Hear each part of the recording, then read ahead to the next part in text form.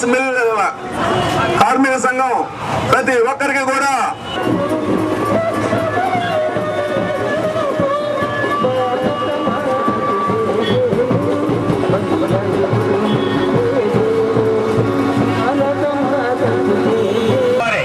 అక్కడ నుండి 1956లో మద్రాసు రాష్ట్రం ఉమ్మడి రాష్ట్రం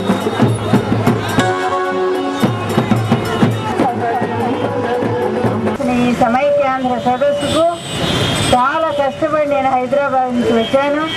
ఎందుకంటే ఒక ఆవేదనతో తెలుగు జాతిని విభజిస్తూ అన్నదమ్ముల మధ్య చిచ్చు పెట్టి దుర్మార్గమైన రాజకీయం చేస్తున్నటువంటి ఢిల్లీ కాంగ్రెస్ పెద్దలకు కనువిప్పు కలిగేలా ప్రతి ఒక్కళ్ళు ఈ రోజు వారి ఇళ్లలో నుంచి బయటకు వచ్చి చేస్తున్నటువంటి ఉద్యమానికి నేను సపోర్ట్ ఇవ్వాలనే ఉద్దేశంతో సుదూరం నుంచి నేను రావటం జరిగింది.